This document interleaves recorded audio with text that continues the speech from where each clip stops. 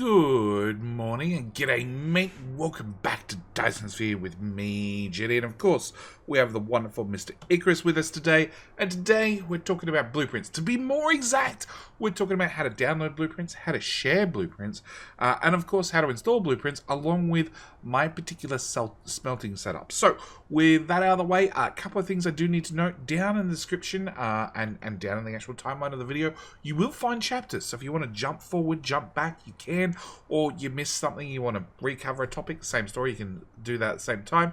At the same time, the lovely advertising campaign, which is written backward, hang on, let's just zoom out a little bit, lovely grand advertising campaign in the sky is reminding you to sub to JD at the same time. So, you know, if you like free blueprints, you should definitely click the like button. At the same time, you should probably subscribe to the channel because I will be sharing a whole bunch of blueprints in the not too distant future. So, I'm going to start with the blueprints themselves first, and then we'll circle back on how to download the blueprints because, you know, you might not want these blueprints. I think you will, but you might not. So, we're going to start with pressing the O button to bring up our blueprint library. I'm going to go into Jetty's Universal Smelters. This is a whole bunch of smelters.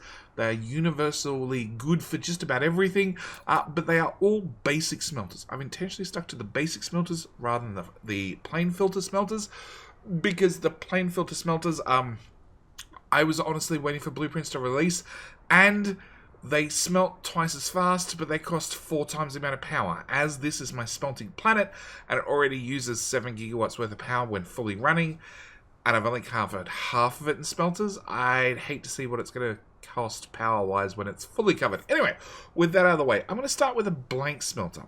And the reason I'm going to start with this one is, this is like a universal smelter. You can set this up to do just about anything that has to run through a smelter.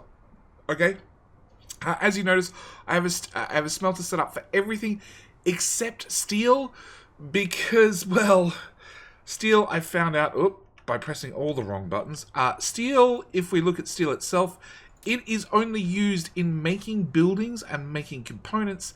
It's not actually used in science, and it's only made used in small carrier rockets through a roundabout method of having to make steel to make titanium alloy, to then make deuterium fuel rods, to then make small carrier rockets. So you don't technically need a lot of steel, which was something I was a little bit shocked about. But if we bring back up our blueprint, we can double click on that, go to the basic blank smelter, and again double click on that, and we can have a smelter in our hand. Now, I'm not facing north.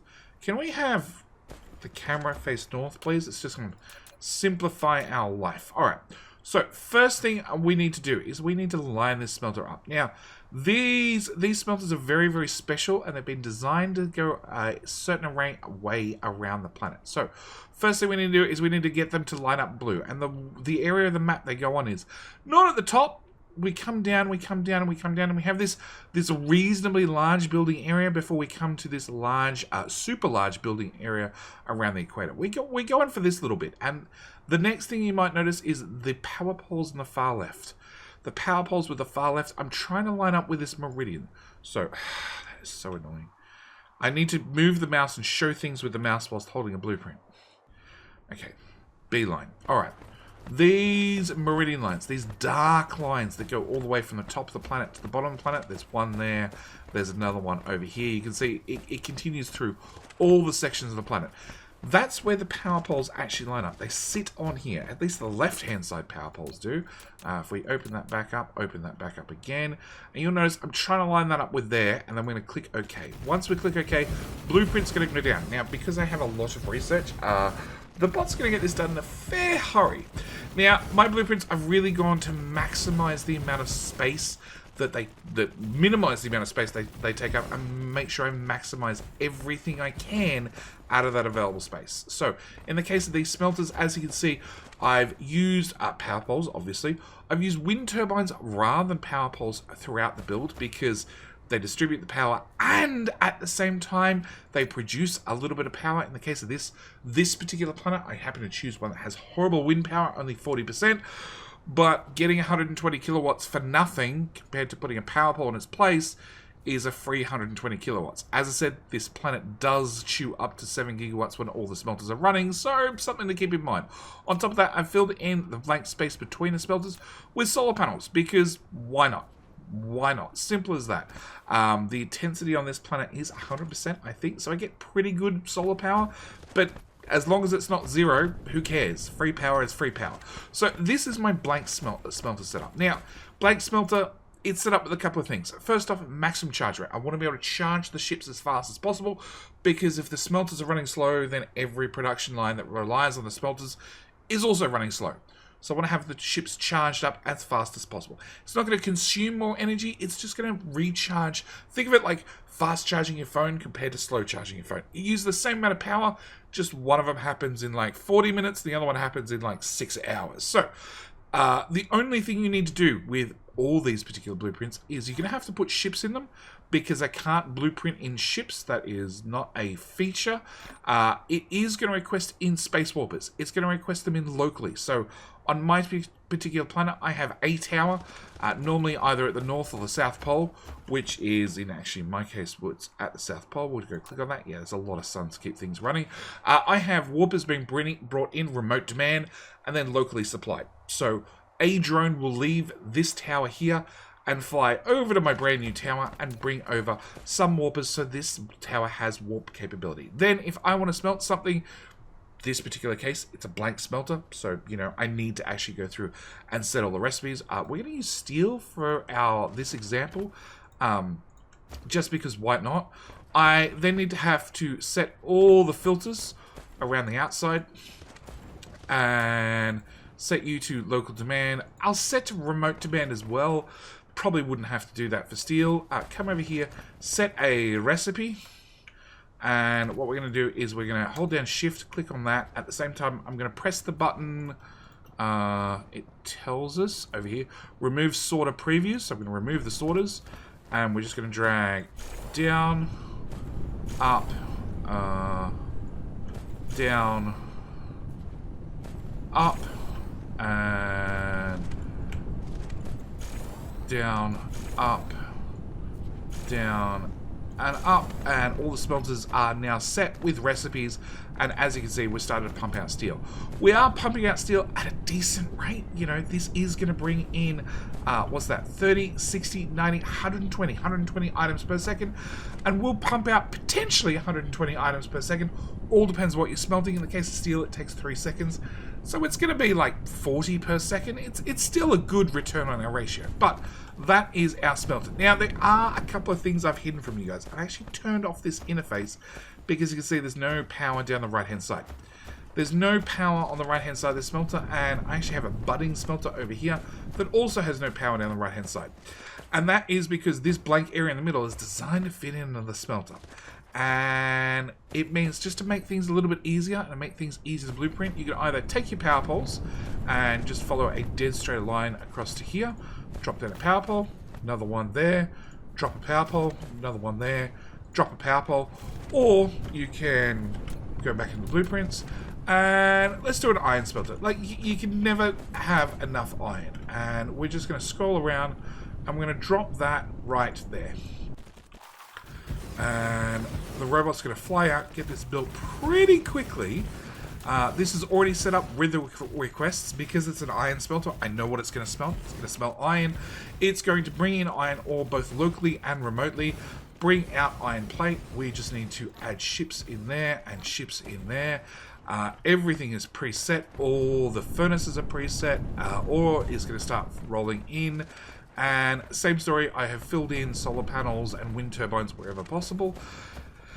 And this guy should output, if we bring this back up, this guy is designed to bring in 120 ore per second and output 120 iron ingots per second. At the same time, you'll notice the power poles on the left-hand side of this build now are providing power. The power poles on the left-hand side of this build are now providing power to the right-hand side of this build. Now, because I can't have blueprints overlap, that is one of the limitations of the current system. Because I can't have things overlap, it means that I have to have one set of power poles missing. I've chosen to have, you know, power poles on the left, no power poles on the right, assuming you're going to blueprint around the planet in a like left to right pattern. you choose to go backward, that's up to you. You just have to remember to add some power poles somewhere along the line. But as you can see, as soon as iron ore starts flowing in, iron plate starts flowing out, and it makes a pretty decent amount of iron reasonably quickly. Like, it's already being flown out and filling up this guy. Like, yeah, and there's more iron ore coming in. They're pretty good at getting things done. Now, there's a couple of recipes that are basically identical. So we have iron, which is 1 iron ore in for 1 iron ingot out. We have copper, which is 1 copper in for 1 copper ingot out. We have brick, which is 1 stone in for 1 stone brick out. These all run on a 1-to-1 recipe, okay? So you'll notice that iron, brick, copper, and iron again, they all are the exact same build. They're the exact same build, they're the exact same design. They're designed to go up here at the top of the planet and run around the top of the planet. Along with, there's the blank one, which you can choose to do whatever you want, like steel in my case. So, that out of the way. We have a couple of other things that we're going to have to be smelting. So, we have high purity silicon, which is a 2 silicon in over 2 seconds to get 1 high purity silicon. We have titanium ingots, which again is 2 titanium ore over 2 seconds for 1 titanium ingot.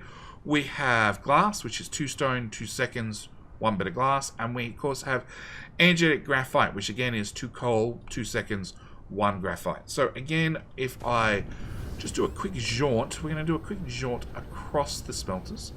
And you can see we have our very first selection here being titanium ingots. So if we bring back up this and we start with the titanium blueprint, we're going to see this is Jetty's Universal Smelter, basic titanium smelter. It is 6 titanium smelters. 6 basic titanium smelters designed to bring in 360 titanium ore per second and output half that amount because it's 2 ore in for 1 ingot out. 180 titanium ingots per second. And as you can see, we're bringing 2 belts down both sides of this smelter and then bringing back up 1 single belt of titanium ingots. So again, we've got 1, 2, 3, 4, 5, 6 builds. Again, same story with the other blueprints. They are designed without power poles along, in this case, both sides. Okay, I've removed power poles from the top. I've removed power poles from the bottom, assuming that you're going to have some sort of overlap with your power poles, either from your build below or your build above. As you can see, I have power poles across the... I have power, not power poles, across the top. And it means, in my particular case, I only need to add a power pole there. And a power pole about there. Done. Okay? That's my particular build. Every build and every planet will be slightly different. But, again, I'm trying to maximize the space. I've steered away from using the largest satellite substations. Because, funnily enough, unless you really cram builds in, they tend to use more space. And I really want to maximize the amount of usable space on a smelting world. So that brings us from titanium into silicon. Silicon is basically the exact same build because it's basically the exact same recipe. Again, these are all pre-filled out. So if we open this up and we grabbed the high purity silicon and we put this down on the map, it would instantly have the towers pre-filled, pre-sorted, pre-set up, ready to bring in local demand, remote demand, maximum charge, maximum load, bring in warpers, and literally all you have to do is throw in the ships and you're good to go. So then we have energetic graphene. Again, it's the exact same recipe. It's got the exact same power poles missing top and bottom. It's a 1 for 1 for 1, but it just means that they're preset. Next up we have glass. Same story, 1 for 1 for 1. You will notice that now that I don't have a build across the top, I have a lot more missing power across the top, which is just a matter of either add power poles, add wind turbines, whatever takes your fancy, to get power across the top. So this brings us into our first set of unique builds. So we have a couple of things that are a little bit unique when it comes to the smelting world. We have titanium alloy. Okay, so titanium alloy is 1 bit of titanium, 1 bit of steel, 2 bits of sulfuric acid for 1 bit of titanium alloy. Okay, consequently, if we bring up the universal smelters and we go over the titanium alloy, we can see that titanium itself was 6 smelters, glass was 6 smelters, silicon is 6 smelters, energetic graphene is 6 smelters. This is 5. So, this is 5 basic titanium alloy smelters designed to bring in 300 sulfuric acid 150 titanium ingots and 150 steel per second, and output 150 titanium alloy per second. So that is how this blueprint works. And the reason it's a little bit screw with, also it has power across the top, because it turns out I have one extra tile, believe it or not, I have one extra tile with this mess of a smelter setup, is we have basically a smelter here, a smelter here, a smelter here, a smelter here, and a smelter here. And as you can see, I have, well, let's start steel. Steel goes all the way down, gets to the far end of this build, all the way down here, comes around and loops all the way back up, because one belt of steel will run all these smelters non-stop. At the same time, titanium also does the same. It comes through the middle and gives us this lovely mesh combination of sorters. And then, of course, our titanium alloy comes out the top. We do have 2 sulfuric acid lines, one on the right, one on the left. And then we have steel and acid coming from this tower, but feeding this build. Because things are a little bit tight, a little bit screw with, I've had to really, really maximize things to try and get as many materials in as possible, really maximize that space to get the most amount of materials output possible. So that's the titanium alloy smelter. It is very, very compact. It has just a few solar panels, I should mention, at the far end. A few solar panels at the far end. These builds could also have solar panels. They probably not going to be in the final blueprints. They might be in version 1.1. We will see. And that is our basic builds. Now, to place these things, we're just going to bring up the O menu. We're going to pick, I don't know, let's get more silicon. You can never have enough silicon. Okay, so first off, we get a blueprint. Then first thing we want to do is we want to line up this top line. Okay, I want to avoid going up and over the tropic lines. I actually want to leave I just want to be on our side of the tropic line. Just. Very, very much just. Then, these blueprints are massive. So, placing them accurately is very, very difficult. So, I really suggest you don't place them accurately. You make sure they're going to overlap the build on the left. You left click. It says collide. Okay, right click. Slide your cursor one tile to the right. Left click again. Still collides. Okay, right click. One more tile. Left click. That's the sound of progress. That's the sound of progress. That's the sound of a build getting put down. As you can see, these are all pre-filled out, same as the other ones were. I'm out of ships. I'm out of drones, at least. We can put big ships in. We'll put some big ships in, because I don't think there's any silicon left on this planet anyway. We can put in things and stuff and everything. As you can see, silicon is already flowing out of the system. It's already running on smelters, and we already have high purity silicon ingots ready to go. And it's just a case of want to Icarus through the build, have him put down everything. Now, these builds are massive. Okay, they are not something. Not all of them are going to be something you're going to be able to play with. Depending on how far you are in the research. Like the basic smelter. So the basic smelters for the top of the planet being copper, brick, that sort of stuff, they're 800 facilities. They're going to require yellow science, but this is all really designed for off-world stuff, so you've probably got yellow science up and running. I'm going to assume if you've made it off-world, you're going to need to have towers. You're going to have yellow science up and running. The other larger builds, so the energy, graphene, and that sort of stuff, they pop in at just under 3,000 facilities. The one that does go well over that is the titanium, because, well, it's a pain. It's a really, really pain. I'm really, really proud of the build, but it was an absolute nightmare to build at 6,708 facilities. So, 1,800 sorters. 1,800 sorters. Yeah, it's ridiculous. Okay, now there's one build I haven't covered, which is the magnet smelter. So the magnet smelter's a little bit unique. I've actually designed my magnet smelters to come here and go on the equator line. So let's just drop one. Where is the equator? I want to drop that right on the equator line, right there, and that's to our left, right? Yeah, it's to our left. Go, bots. Icarus, walk to there, please. No, I need more research. We can't build as fast as we can walk. definitely need more research. Okay, so this is a magnet build. It is, if we read the stats here, this is why the description's here, 4 basic magnet smelters designed to bring in 120 ore per second and output 120 magnets per second. And same story, you know, it's pre-set up. All you do is throw ships and drones in there. Warpers already on their way. It's good to go. It does not have power on the left and on the right. Again, I'm assuming that you're going to have builds either above this and below this. It's going to be able to borrow power from. Okay, so every single one of these builds, you have been warned, you're probably going to have to add some power poles or have something else close by that you can just grab power from. So, with the build up and running, oh, it's also got 2 pretty solar panels, because why not? There was a bit of blank space, might as well fill them in. So, this is designed to bring out a full belt of iron ore plus a full belt worth of iron ore converted into a full belt of magnets plus a full belt of magnets on the right, and do the exact same on the left. This gives us our 120 magnets per second. Now, it is a very long build, okay? It is 45 machines on either side. Even your end game smelters only have 30 on either side, and the basic smelters for iron and copper and that sort of stuff have 15 on either side. So it's a very, very long build. It also is a very thin build, okay?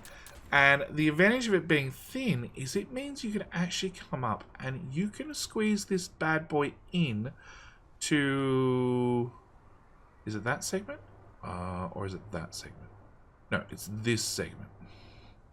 So you can squeeze this in.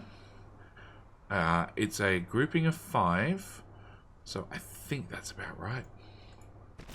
You can squeeze this in around the top of the planet. And you can fit a couple of these around the top of the planet. Now, this room around the top of the planet, it's generally wasted space. You don't really find that many builds that actually use this space effectively. So why not put magnets right at the top, north and south pole of your planet? And, you know, just wrap it around the planet a few times. You can fit in 4 of these builds. Actually, I think with a little bit of squishing, you can actually fit 4 of these builds around the planet. So that's 4 at the North Pole and 4 at the South Pole. So it's a pretty good return on investment. Actually, can we... Let's bring up the build mode. No, it's a little bit too long. No, so you'll be able to fit in 3 builds. Oh, 3 and 3/4 builds. So they are my awesome... my universal blueprints, okay?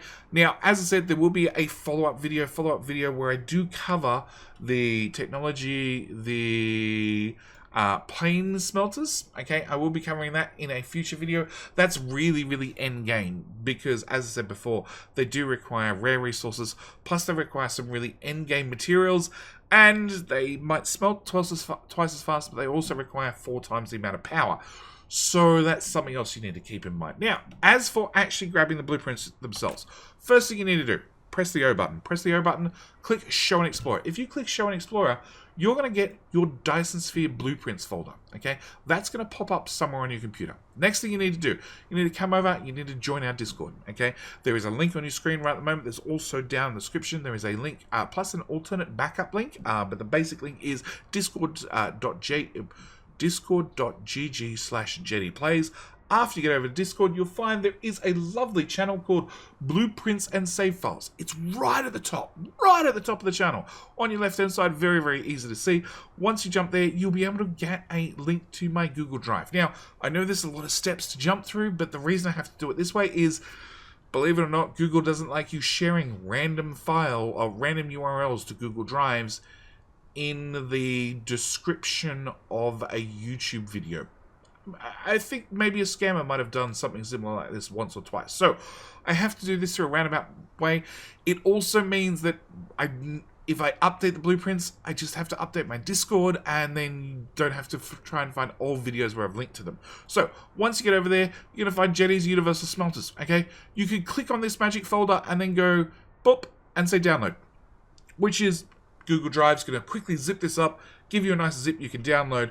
Or you can, if you decide, look, I'm smart enough, I can set all my smelters, I just want the basic blank smelter. You just come there, you can download one particular document. In my case, that's downloaded to I don't know where. And where are we? I want, well, Actually, the quickest way to find out is just go back to there, click that. Hey, it's back on the screen. And all you need to do is you need to put that folder right in there. You get all these text documents, and then after you've done that, you've got this window up. Press O to make it go away. Press O to bring it back up.